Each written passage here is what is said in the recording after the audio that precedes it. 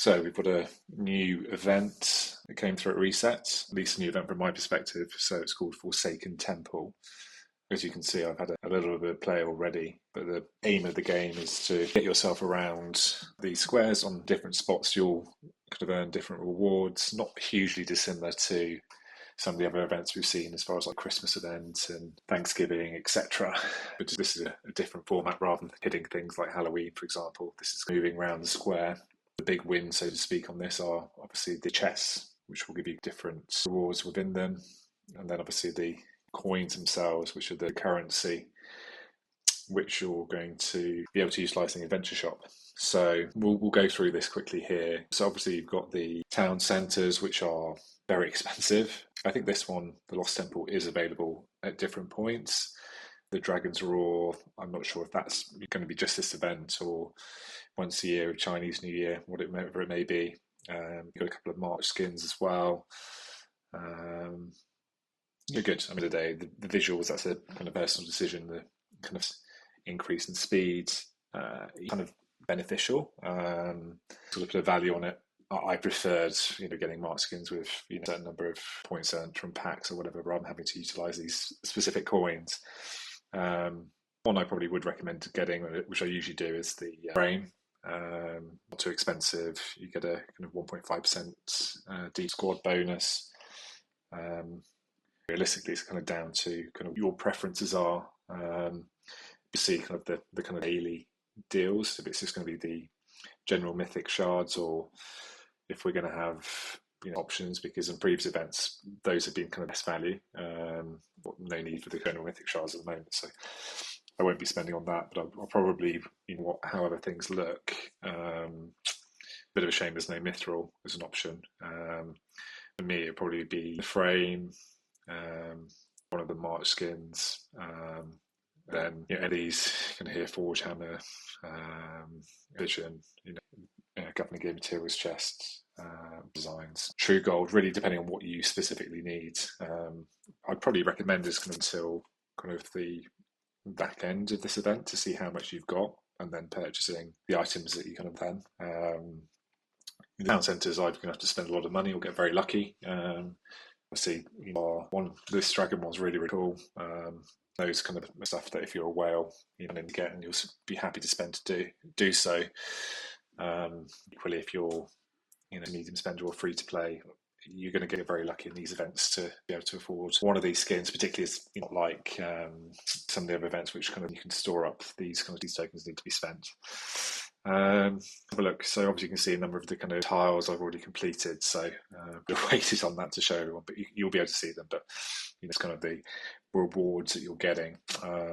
True golds, the common dice, board of those numbers, and then the kind of the big ticket one is obviously once you've completed them all, worth doing.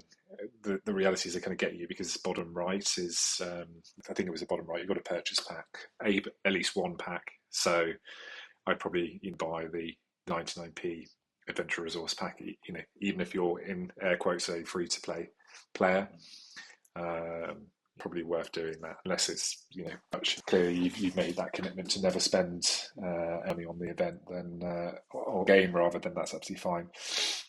The other thing to be aware of, obviously, going back to is this kind of daily drill. If you are going to purchase this treasure guide pack, do so straight away, because it gives you the double daily mission rewards. I don't think that they are then added retrospectively, so you've got to purchase it, then you'll get double. And again, pretty standard generic what you're getting. Is the interesting one. I made a mistake with the golden dice. I had one, not understanding what that did. So we'll go back to the kind of, so to speak, and through that. But it's important to kind of understand what you get for that and how to use it. But can be very, very helpful. And as I say, unfortunately, I wasted the only one I've got so far. Going back here. So obviously, you work your way around the board. You'll see, just normal dots, and landed on them already. I think that's why they're green, and then they go up to the next tier. You basically ideally, the chest land on these because they're the currency that you're able to buy stuff in the shop with. Also, you want to get around the board as often as you can, and the chests that's defined on the number of spaces you've moved. So it's not the number of times you rolled a die. It is very much kind of how far you get. The simple maths on this is, in average, you'll be covering 3.5 spaces per roll. You get a bit lucky, it's a bit more. Lucky, it gets a bit less. There's some other kind of aspects as well, as far as how you can kind of progress around the board. The golden dice, which I talked about, which we'll show here, that enables you to basically pick a number. So I made a mistake of that before and just pressed it and picked the largest number. But actually, in this situation, had that, I'd be going, right, 1, 2, 3, 4. That lands me on chest, or 6 lands me on this coin. It's like you go for the chest, but I would pick one of those numbers. Now, if I was 2 spaces back, I wouldn't be able to reach those, so it wouldn't make sense to use those on that roll.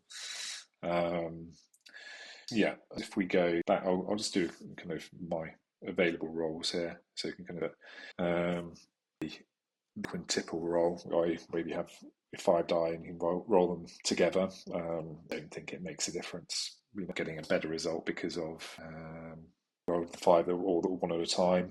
So you give me a boost there.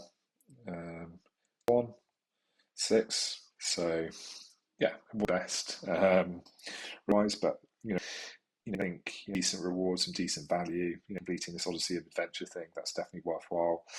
As I said, we'll see how many kind of coins kind of develop over the process of the event. Usually, these town centres are kind of not achievable. I'm probably going to make a decision based on what I need. So it's going to kind of upgrade me at that particular time. So,